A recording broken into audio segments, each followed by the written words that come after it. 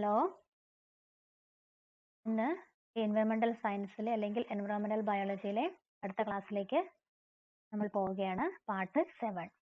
അപ്പം ഇന്നത്തെ നമുക്ക് കുറച്ച് ചോദ്യങ്ങൾ ഡിസ്കസ് ചെയ്യാം. സാധാരണ ചോദിക്കാറുള്ള കുറച്ച് ചോദ്യങ്ങളാണ്.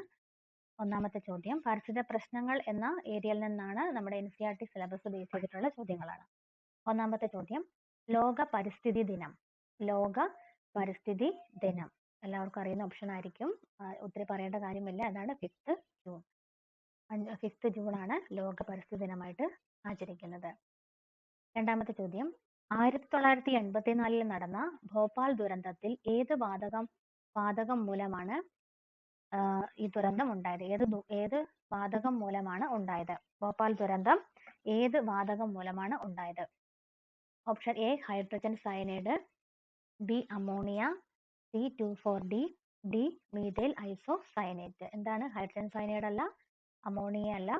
2,4-D എന്ന് പറയുന്നത് ഇസ് എ ആർട്ടിഫിഷ്യൽ ഓക്സിജൻ. പിന്നെയുള്ളത് മീഥൈൽ ഐസോസയനേറ്റ്. മീഥൈൽ ഐസോസയനേറ്റ് അല്ലെങ്കിൽ MIC എന്ന ചുരുക്കപ്പേരിൽ അറിയപ്പെടുന്ന ഈ ഒരു വാതകത്തിന്റെ ലീക്കേജ് മൂലമാണ് ഭോപ്പാൽ ദുരന്തം ഉണ്ടായത്. ഏത് വർഷമായിരുന്നു? 1984. അടുത്തത്, അതിന്റെ കമ്പനിയുടെ പേരൊക്കെ അറിയില്ല. അതിന്റെ കമ്പനിയുടെ പേരായിരുന്നു യൂണിയൻ കാർബൈഡ്. യൂണിയൻ കാർബൈഡിന്റെ ആ കമ്പനിയിലായിരുന്നു ഇത്തരത്തിലുള്ള ദുരന്തം ഉണ്ടായത്. അതിനുശേഷം എന്താണ്, കംപ്ലീറ്റ് ആയിട്ട് അത് അടച്ചുപൂട്ടുകയും ഒരുപാട് പേർക്ക് ഒരുപാട് തരത്തിലുള്ള അസുഖങ്ങളും കാര്യങ്ങളും ഇന്നും അനുഭവിക്കുന്ന ഒരു അവസ്ഥയാണ് ഈ കെമിക്കലിന്റെ ലീക്കേജ് മൂലം ഉണ്ടായിട്ടുള്ളത്. അടുത്തത്, BOD-യുടെ പൂർണ്ണരൂപം. BOD-യുടെ പൂർണ്ണരൂപം: biosynthetic oxygen demand, biochemical oxygen destroyer, biochemical oxygen demand, geo chemical oxygen dimension. അപ്പൊ ഇതിൽ BOD-യുടെ ഫുൾ ഫോം എന്താണ്? Biochemical oxygen demand. BOD NCERT-യിൽ കൊടുത്തിട്ടുണ്ട് വ്യക്തമായിട്ട്, ബയോകെമിക്കൽ ഓക്സിജൻ ഡിമാൻഡ്. ഇനി എന്താണ് ഈ BOD നോക്കാം. എന്താണ്? അതായത് ഇപ്പോൾ നമ്മളൊരു റിവറോ അല്ലെങ്കിൽ ഇപ്പം സാധാരണ ഒരു ജലാശയം, പോണ്ടോ, എന്ത് വേണമെങ്കിലും ആയിക്കോട്ടെ, അവിടെ എന്താണ് സംഭവിക്കുന്നത്? സാധാരണയായിട്ട് പോണ്ട്, ലേക്ക് അതുപോലെയുള്ള ജലാശയങ്ങളില് എന്താണ്, ധാരാളമായിട്ട് മാലിന്യങ്ങൾ അടിഞ്ഞുകൂടുന്നതിന്റെ ഫലമായിട്ട് അതിനെ ഡീകമ്പോസ് ചെയ്യാൻ അവിടെയുള്ള മൈക്രോ ഓർഗാനിസം ഒരുപാട് ശ്രമിക്കും. അപ്പോൾ ആ ഒരു മൈക്രോ ഓർഗാനിസം ഉപയോഗിക്കുന്ന ഓക്സിജന്റെ അളവാണ്, അതായത് ഈ മാക്സിമം ഈ മലിനത്തെ, വേസ്റ്റ് പാർട്ടിക്കലിനെ ഡീകമ്പോസ് ചെയ്യാൻ വേണ്ടി, അതായത് അത് എയറോബിക് ആയിട്ടുള്ള ബാക്ടീരിയ അല്ലെങ്കിൽ മൈക്രോ ഓർഗാനിസം ആയിരിക്കും. അപ്പൊ എയറോബിക് എന്ന് പറയുമ്പോൾ എന്തായിരിക്കും? അവർക്ക് ഓക്സിജൻ ആവശ്യമാണ്. ഓക്സിജൻ ഇല്ലാതെ അവർക്ക് ഈ ഡീകമ്പോസിഷൻ പ്രോസസ്സ് നടത്താൻ പറ്റില്ല. അപ്പം അത്തരത്തിലുള്ള മൈക്രോ ഓർഗാനിസം അല്ലെങ്കിൽ ബാക്ടീരിയ എത്രത്തോളം ഓക്സിജൻ ആണോ യൂസ് ചെയ്യുന്നത്, ഇത് അതിന് വേണ്ടിയിട്ട് ഈ ഒരു മാലിന്യത്തെ ഡീകമ്പോസ് ചെയ്യാൻ, പൂർണ്ണമായിട്ടും ഡീകമ്പോസ് ചെയ്യാൻ വേണ്ടിയിട്ട് എത്രത്തോളം ഓക്സിജൻ ആണോ അവർ യൂസ് ചെയ്യുന്നത്, അതിന്റെ അളവാണ് BOD എന്ന് പറയുന്നത്.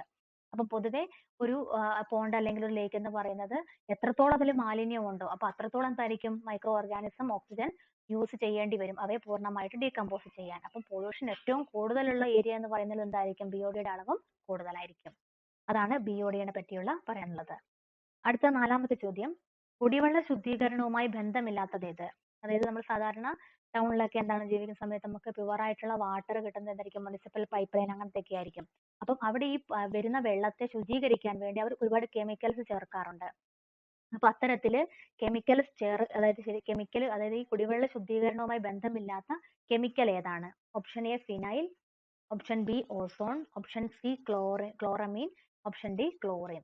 ഈ ക്ലോറമീൻ എന്നൊക്കെ പറയുന്നത് നമ്മൾ ഒരുപാട് കേട്ട കാര്യങ്ങളാണ്. ഇവർ എപ്പോഴും എന്താണ്, ക്ലോറിൻ അടങ്ങിയതാണ് എപ്പോഴും സാധാരണ രീതിയിൽ ഇതിനു വേണ്ടിയിട്ട് യൂസ് ചെയ്യാറുള്ളത്. പക്ഷെ ഓസോണും യൂസ് ചെയ്യാറുണ്ട്. പക്ഷെ തീരെ നമ്മൾ യൂസ് ചെയ്യാത്ത ഒരു ടേമാണ് ഫിനൈൽ. ഫിനൈൽ ഒരിക്കലും നമ്മൾ വെള്ളം ശുചീകരിക്കാൻ വേണ്ടി ഉപയോഗിക്കാറില്ല.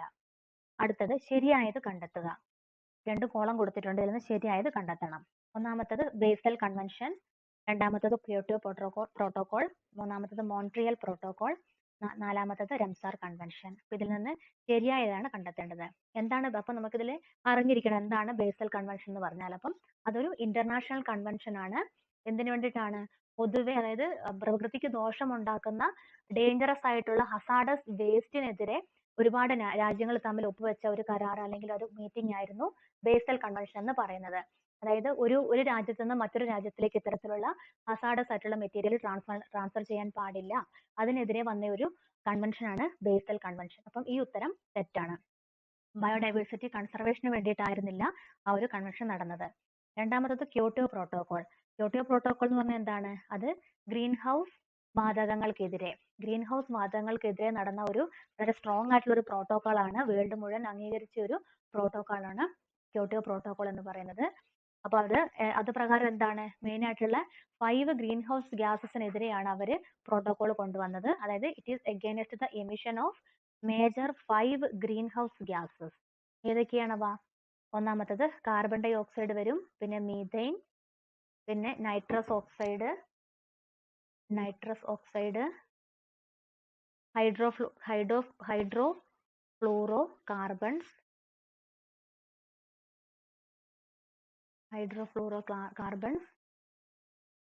പിന്നെ perfluorocarbon, sulphur hexafluoride. അതായത് ഫ്ലൂറൈഡിന്റെ ബന്ധപ്പെട്ട കെമിക്കൽസുകളൊക്കെ എന്താണ് ഇവരുടെയൊക്കെ എമിഷൻ മാക്സിമം കുറയ്ക്കാൻ വേണ്ടി, അതായത് 5 ഗ്രീൻ ഹൗസ് ഗ്യാസസിനെതിരെ നടന്ന ഒരു പ്രോട്ടോകോൾ ആണ് ക്യോട്ടോ പ്രോട്ടോകോൾ.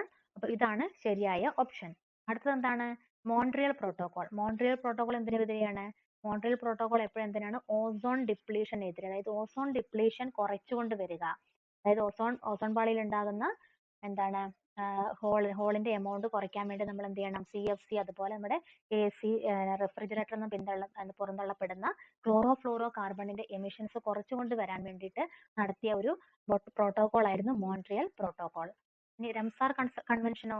റംസാർ കൺസർവേഷൻ എന്തിനു വേണ്ടിയിട്ടാണ്? വെറ്റ്ലാൻഡിന്റെ സംരക്ഷണത്തിന് വേണ്ടിയിട്ട്, അതായത് തണ്ണീർത്തടങ്ങളുടെ സംരക്ഷണത്തിന് വേണ്ടിയിട്ട് കൊണ്ടുവന്ന ഒരു പ്രോട്ടോകോൾ ആണ് റംസാർ കൺസർവേഷൻ എന്ന് പറയുന്നത്.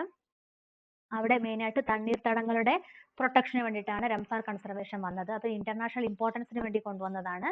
അതുപോലെ ഇതെന്തുകൊണ്ടാണ് ഇത് റംസാർ എന്ന് പറയുന്നത്? ആക്ച്വലി ഒരു സിറ്റിയുടെ പേരാണ്. ഇവിടെയുള്ള ഇറാനിലുള്ള ഒരു സിറ്റിയുടെ പേരാണ് റംസാർ. അതുകൊണ്ടാണ് അതിന് റംസാർ, അവിടെ വെച്ച് നടന്ന കൺവെൻഷൻ ആയതുകൊണ്ടാണ് അവിടെ റംസാർ കൺസർവേഷൻ എന്ന് പറയുന്നത്. എപ്പോഴാണ് നടന്നത്?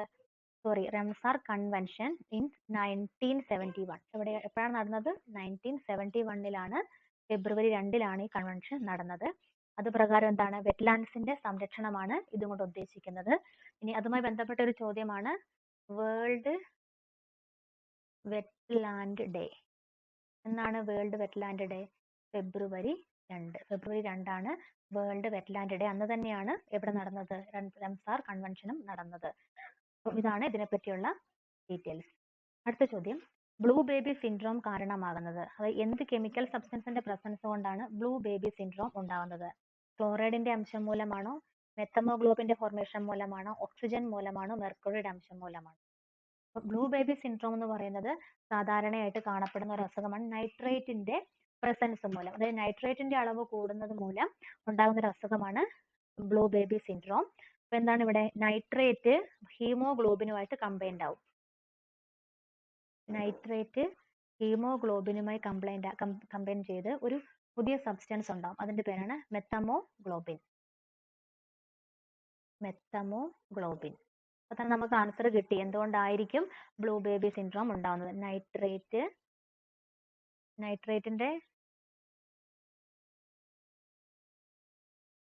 Nitrate plus haemoglobin, methaemoglobin substance ഉണ്ടാവും. അതായത് ഹീമോഗ്ലോബിന്റെ ഫംഗ്ഷൻ എന്താണ്? ശരീരത്തിന് വേണ്ടുന്ന ഓക്സിജൻ എത്തിച്ചു കൊടുക്കുക എന്നതാണ് ഹീമോഗ്ലോബിന്റെ ഫംഗ്ഷൻ. അപ്പം ഈ നൈട്രേറ്റുമായി കമ്പൈൻ ചെയ്ത് മെത്തമോഗ്ലോബിൻ ആകുമ്പം ഇവരെന്താണ്? ഹീമോഗ്ലോബിനെ സ്വതന്ത്രമാക്കില്ല, അവരുമായിട്ട് അഫിനിറ്റി കൂടുതൽ കാണിക്കും. അതുകൊണ്ട് തന്നെ ഹീമോഗ്ലോബിൻ മോളിക്യൂൾ നശിച്ചു പോവുകയും ഓക്സിജന്റെ അവൈലബിലിറ്റി ശരീരത്തിൽ വളരെയധികം കുറയുകയും ചെയ്യും.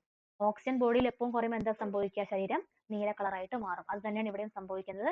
സ്കിൻ എല്ലാം കംപ്ലീറ്റ് ആയിട്ട് ബ്ലൂ കളറായിട്ട് മാറും. അതായത് ഓക്സിജന്റെ അവൈലബിലിറ്റി ബോഡിയിൽ വളരെയധികം കുറയും. അതുമൂലം ഉണ്ടാകുന്ന ഒരു അസുഖമാണ് മെത്തമോഗ്ലോബിൻ. ഓക്കെ, അതാണ് ബ്ലൂ ബേബി സിൻഡ്രോം. അടുത്തത് മെർക്കുറി മൂലം ഉണ്ടാകുന്ന ഒരു അസുഖമാണ്. മെർക്കുറി മൂലം ഉണ്ടാകുന്ന അസുഖമാണ് ഇറ്റായി ബ്ലാക്ക് ഫുട്ട് രോഗം, മീനമാട്ട രോഗം, ബ്ലൂ ബേബി സിൻഡ്രോം. നമ്മൾ ബ്ലൂ ബേബി സിൻഡ്രോം ഇപ്പൊ നമ്മൾ പറഞ്ഞു. അപ്പൊ അതെന്താണ്? നൈട്രേറ്റ് ആണ്. ഇറ്റായി എന്ന് പറയുന്നതോ? ഇറ്റായി ഉണ്ടാകുന്നത് എന്തിന്റെ പ്രസൻസ് മൂലമാണ്? കാഡ്മിയം. അതായത് നമ്മുടെ ശരീരത്തിൽ കാഡ്മിയം എത്തുന്നത് മൂലം ഉണ്ടാകുന്ന ഒരു അസുഖമാണ് ഇറ്റായി. ഇനി അതുപോലെ ബ്ലാക്ക് ഫുട്ട് രോഗം എന്ന് പറയുന്നത് എന്താണ്? അത് ആഴ്സനിക്കിന്റെ പ്രസൻസ് മൂലമാണ് മെർക്കുറി മൂലം ഉണ്ടാകുന്ന രോഗം. അപ്പൊ ഇതല്ല, പിന്നെ ഇതുമല്ല. അപ്പൊ ഇനി അടുത്തത് എന്താണ്? അത് ആഴ്സനിക് മൂലം ഉണ്ടാകുന്നതാണ് ബ്ലാക്ക് ഫുട്ട് ഡിസീസ്. എന്ന് വെച്ചാൽ എന്താണ്? ആഴ്സനിക്കിന്റെ പ്രസൻസ് എവിടെ? ഡ്രിങ്കിങ് വാട്ടറിൽ, അതായത് സാധാരണ നമ്മൾ കുടിക്കുന്ന വെള്ളത്തിൽ ആഴ്സനിക്കിന്റെ പ്രസൻസ് ഉണ്ടാകുമ്പോൾ അത് ശരീരത്തിൽ എത്തിയിട്ടുണ്ടാക്കുന്ന അസുഖമാണ് ബ്ലാക്ക് ഫുട്ട് ഡിസീസ്. മീനമാട്ട രോഗം എന്താണ്? This is the answer. അതാണ് മെർക്കുറി. മെർക്കുറിയുടെ പ്രസൻസ് അല്ലെങ്കിൽ മെർക്കുറി ശരീരത്തിലെത്തുന്ന മൂലം ഉണ്ടാകുന്ന അസുഖമാണ് മീനമാട്ട രോഗം. ഇത് പിന്നെ നമുക്കറിയാമല്ല, ബ്ലൂ ബേബി സിൻഡ്രോം എന്ന് പറയുന്നത് എന്തിന്റെയാണ്? നൈട്രേറ്റ് ഹീമോഗ്ലോബിനുമായി കമ്പൈൻ ചെയ്യുന്നത് മൂലം ഉണ്ടാകുന്നതാണ് ബ്ലൂ ബേബി സിൻഡ്രോം. ഓക്കെ, അടുത്തത് 8ാമത്തെ ചോദ്യം. സൾഫർ ഡയോക്സൈഡ് മലിനീകരണവുമായി ബന്ധപ്പെട്ടത് ഏത്? സൾഫർ ഡയോക്സൈഡ് അതായത് എയർ പൊല്യൂഷൻ, പൊതുവായിട്ട് എയർ പൊല്യൂഷൻ ആയിട്ട് കണക്ട് ചെയ്ത് വരുന്നയാളാണ് സൾഫർ ഡയോക്സൈഡും നൈട്രസ് ഓക്സൈഡും ഒക്കെ. അപ്പം ഇതില് ഏത് ഓർഗാനിസം ആണ് സൾഫർ ഡയോക്സൈഡ് മലിനീകരണവുമായി ബന്ധപ്പെട്ടത്? നമുക്കറിയാം എയർ പൊല്യൂഷനുമായിട്ട് ഏറ്റവും കൂടുതൽ സെൻസിറ്റീവ് ആയിട്ടുള്ള ഒരു ഗ്രൂപ്പാണ്, പ്ലാന്റ് ഗ്രൂപ്പാണ് ലൈക്കൻസ് എന്ന് പറയുന്നത്. അപ്പം ഈ തന്നിരിക്കുന്നത് ലൈക്കൻസ് ഏതാണ് നോക്കിയാൽ മതി. സൈക്കസ് എന്താണ്? സൈക്കസ് എന്ന് പറയുന്നത് ജിംനോസ്പേം ആണ്. ഇത് ജിംനോസ്പേം ആണ്. റിക്സിയ എന്ന് പറയുന്നത് ബ്രയോഫൈറ്റ് ആണ്. സ്പാഗ്നോ എന്ന് പറയുന്നത് എന്താണ്? ഇതും ബ്രയോഫൈറ്റ് ആണ്.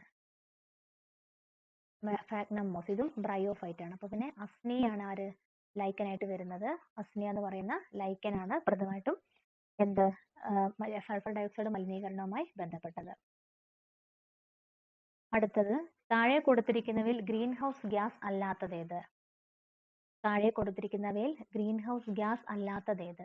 മീഥേൻ ഗ്രീൻ ഹൗസ് ഗ്യാസ് ആണ്. ഓക്സിജൻ ആണോ? ഓക്സിജൻ അല്ല. കാർബൺ ഡൈ ഓക്സൈഡ് ആണ്. ഫ്ലോറിനേറ്റഡ് വാതകങ്ങളുമാണ്.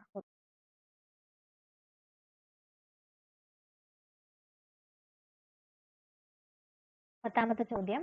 ഓസോൺ നശീകരണം സംഭവിക്കുന്നത് ഡാഷിന്റെ സാന്നിധ്യം കൂടുന്നത് കൊണ്ടാണ്. ഓസോൺ നശീകരണം സംഭവിക്കുന്നത് ഏത് കെമിക്കലിന്റെ സാന്നിധ്യം കൂടുന്നതുകൊണ്ടാണ് ചോദ്യം. A carbon dioxide, B chlorofluorocarbon, C methane, D carbon monoxide. അപ്പൊ നമുക്കറിയാം ഏറ്റവും കൂടുതൽ എന്തിന്റെ കോൺസെൻട്രേഷൻ കൂടുന്നതാണ്? Chlorofluorocarbon, CFC.